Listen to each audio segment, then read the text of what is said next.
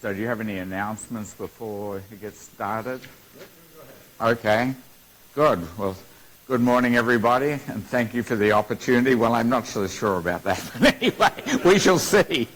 So, I mean, it's clearly a very dynamic time with regard to budget issues.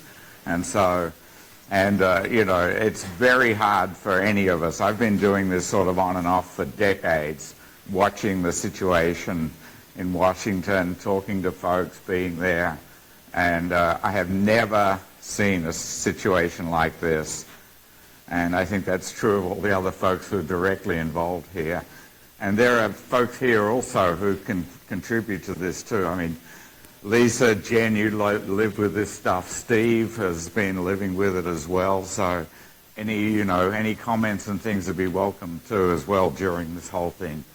So I was just going to start out by showing this, which sort of set the stage for the times we're in. So I went to the web and just said, you know, where's the PBR? And this popped up, the White House page about the PBR. And I was looking at this and I thought, ah, dear, where are we? So let me expand that. So here are the things that are on our White House, our president's page about the budget. And this is embarrassing. I mean, I have to say this is just embarrassing.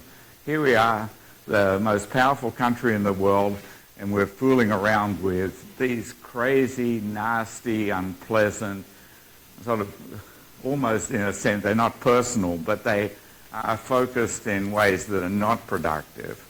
So anyway, this sort of just made me realize again that we have a challenge here in dealing with how to move forward in a rational way. Anyway, so let me jump down and give you a little background. So one of the things that we spend a lot of time talking about are the policy issues. And so there are numerous players in this game, of course, within the executive, the administration. So I use these changes sort of the executive is the White House and all its related agencies. The administration is another way of talking about that. But so within that area, there are numerous committees that are looking at setting up policy. And particularly a key player here, of course, is the Office of Management and Budget, and I'll be talking a lot about that. Then in Congress, of course, there are committees there, the authorization committees, the leadership, all of whom are working policy issues, and there's the extensive discussion about policy. But this, in some sense, can be a distraction from focusing on the real issue at the moment, which is the budget numbers. And so what I'll try and give you is some background into the budget process, the numbers, and some potential outcomes, a mix of outcomes, because it's incredibly uncertain at this point. Nobody knows how this is all going to play out with the dynamics between OMB and Congress in particular. So I'll really focus on the numbers. So the key players here are the Office of Management and Budget. That in the executive has an immense amount of power with regard to what the agencies do. They're intimately involved in all stages of the development of the budgets for the agencies. They set the budgets pretty much, and with iteration with the agencies. So sometimes mostly I'll talk about the normal situation and then maybe amplify a little about some of the changes. So, and Russell Voigt is the director, and this is a major challenge for us all with his goals for what he sees as the executive's role and the federal government's role. And then, of course, there's the House and Senate Appropriations Committees, who are the powerful committees that really decide the budget, and they have their own agendas and interests, and often it takes some time and challenge to reconcile those interests. The NASA and NSF, which are the key agencies at the moment that are most affected by science cuts. The Commerce, Justice and Science subcommittees are the important committees in the House and Senate. I won't say very much about DOE and science at DOE. DOE has not been impacted anywhere near as much as these other agencies. And DOE comes under a different budget line, a different subcommittee, the Energy, Water and Related Agencies subcommittee. But fortunately, science there, the President's budget, did not cut very much out of the DOE science budget compared for 26 compared to 25. Basically 8 billion to 7. It hurts, but the real impacts, as we'll see, are NSF and NASA, so I'll concentrate on those. So the key inputs into the process are the President's budget request. And so this is organized largely, again, by OMB with iterative input with the agencies over a considerable period. So that's a particularly important stage in this whole process.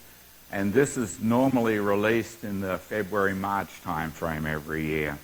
When you get into after an election and a change of administration, things get more complicated. It's often a little late, and there's a huge flurry of activity to try and update the work that was done under the previous administration. But normally that works out without too many major impacts. There can be significant changes, but this year, as you know, is dramatically different. But anyway, the President's budget request is a key step, and that, as I said, is submitted and made public in the January, sort of February-March timeframe. Then the other inputs, of course, are from the congressional side. So the congressional leadership, the committee chairs, and numerous other people involved in this have their own interests. And there are 12 appropriations bills that must be handled to go through to get a full budget. This is on the discretionary part of the budget.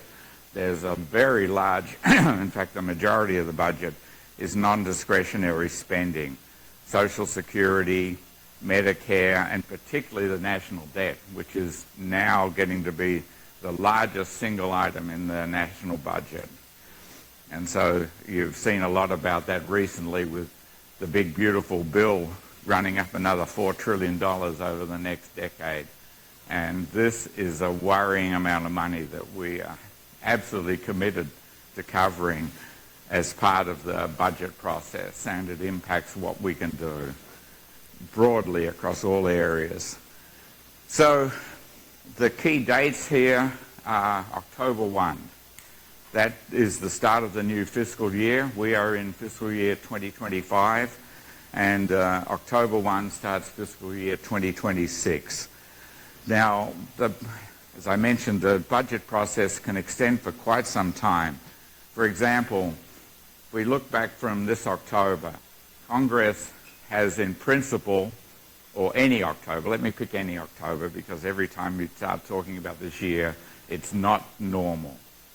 And so by October, the hope is that Congress will have worked through the 12 appropriation bills and have a budget for the federal government, for the discretionary part, for all the agencies and all the spending that is dealt with through those discretionary budgets. Congress works during summer to bring that about, and it's initiated in significant part by the by the President's budget request, but not entirely. Congress, of course, has been working in various committees even before that. So there are parallel activities that happen here. OMB and the agencies are iterating on the budgets, and Congress is talking about what it wants to have done. And so it's very interesting because the way this is set up constitutionally is that Congress has the power of the purse. And so the President's budget request, as part of the title, is a request to Congress for funding with all the various agencies and through that 12 appropriations committees and bill process. So that's sort of colloquially said that the President proposes and Congress disposes. And so this has often been, in reality, been that when the PBR arrives, the President's budget request arrives, it's considered to be dead on arrival in Congress because we are going to do what we want to do because we have the power of the purse. And so this phrase often pops up, the PBR is DOA. And so it frames a lot of things and it's very important, but Congress is really where, and now for decades and decades, basically where, well, actually for centuries or so, they're basically where the choices are made with regard to funding. So, again, we are somewhat in a different era, as I'll get to later. So, at this point, let me just make a few comments about this year. So, the President's budget request came in March, if my memory is correct, late in March, because there were significant updates done by OMB and by Boyd with all the agencies after Trump was elected. And so at that point, Congress was not particularly set up to start dealing with it because they were being pressured to deal with the big, beautiful bill and a number of other activities. And so the whole budget process has been delayed. And we got to the point where they finally started talking about this after the big, beautiful bill, which I'm just using their language. It's not how I characterize this or how it's often characterized.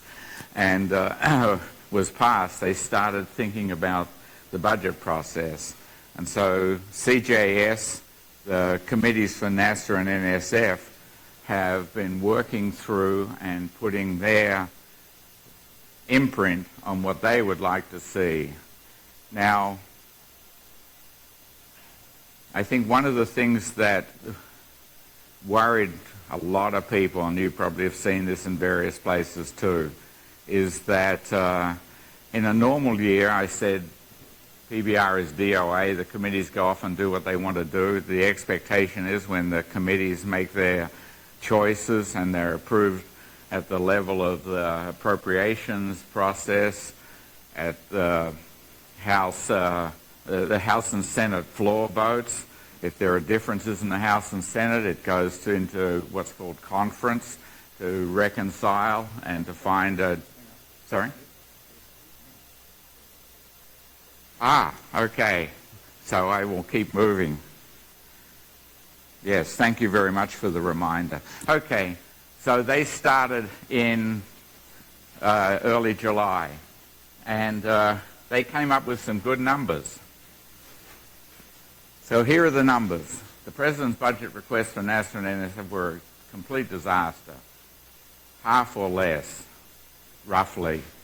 And the Senate and the House both came back with better numbers. The House lower, so they'd ultimately have to reconcile this. So this was looking as though it was going to be a much better situation than we expected.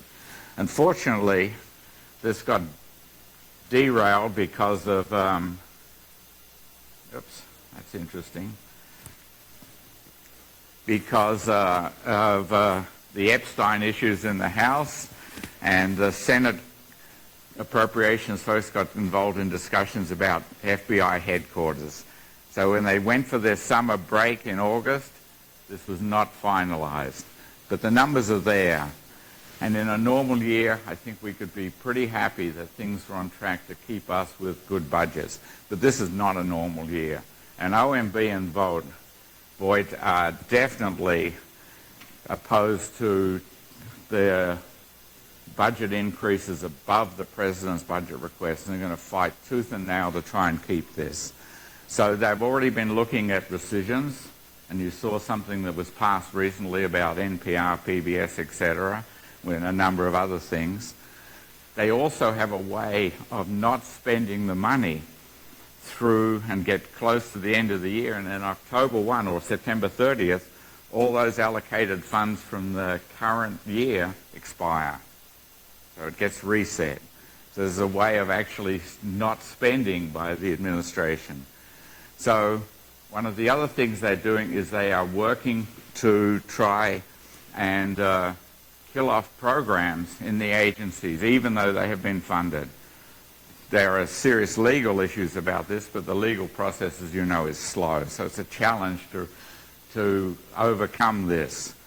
They can use, if Congress does not approve the full budgets, the House and Senate need to come together, agree, all 12 have to pass, then we'll get into a continuing resolution as of October 1 is one option, which unfortunately gives the administration quite a bit of leeway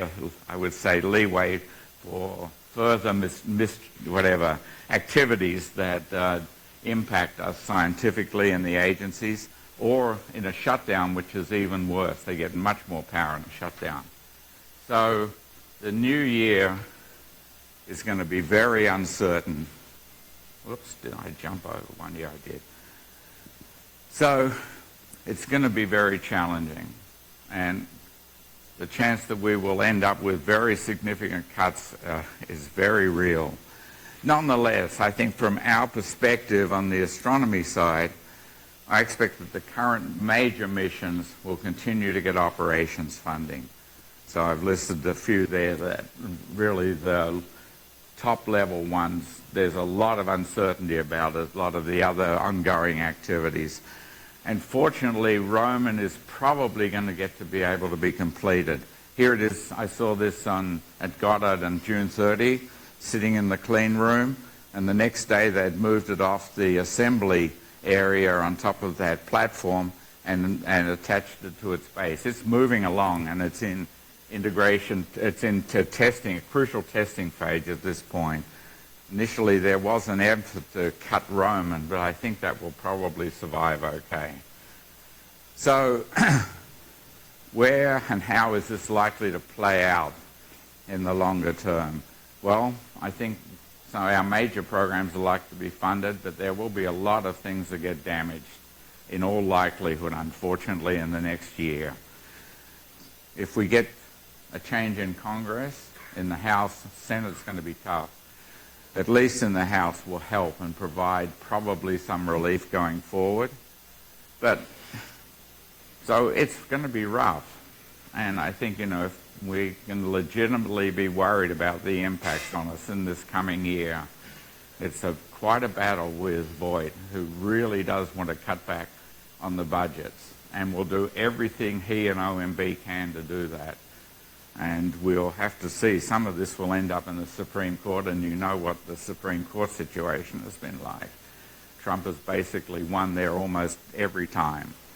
So, rough year coming, potential improvements, but I don't see that things will be really on a path to getting back to, quote, what normal is for quite a while. But I just wanted to note that we went through this with our really major project in 91, 92. There were serious budget issues that basically stopped work on NGST at that time.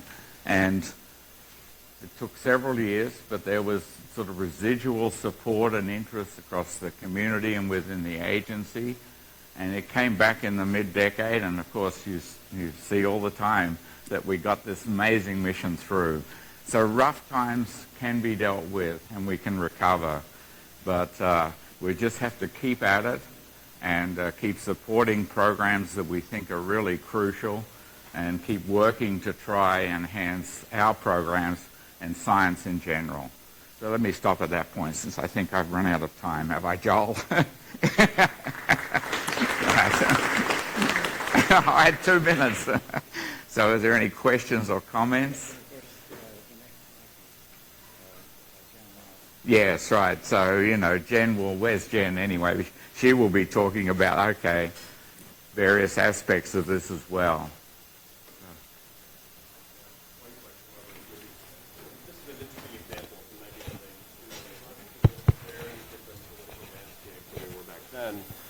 Obviously, we're in a very different political landscape than we were in 1991, 1992. Do you have advice, recommendations for what we as a community can take from lessons from then? Like, does it take key players in Congress to get them excited about this? Does it take a strong administrator in NASA? The strong administrator in NASA, I would say, was the single most important factor in that. I I mean, the community activities, the committee that worked from or on this, so the community came forward on this, keeping interest alive in Congress. I mean, there is obviously support in the appropriations subcommittees, which is interesting. I mean, they dominate. I mean, obviously they're Republican controlled at the moment, and yet they basically, and they have been, you know, by the book, yes, sir, all the time down the road line with regard to other activities. But they immediately came back and said, we don't like this $3.9 billion number in either case, and we want to increase it. Yeah. And the Senate just took it back basically to the numbers for 25. So I think it really is a matter of keeping it alive in people's minds, keeping support. Gaining public support is incredibly important. When JWST was killed in 2011, the effort by the public broadly, outside of the astronomy community, of course the interest players, it's mandatory that we do things, but if we can raise support from what is seen as other groups, school kids, things like this, it was amazing. Folks who went to Planetaria were writing to Congress. So you can keep things alive by gaining with public support for big, interesting projects that often will then act as sort of an umbrella for bringing up the whole of the science program. Yeah, thanks. Sorry, long answer. No, it's really helpful. Thank you. Okay, well, I think we should start the session. Yes, okay, we can move on to the next. How do I get out of this? In the sense of getting off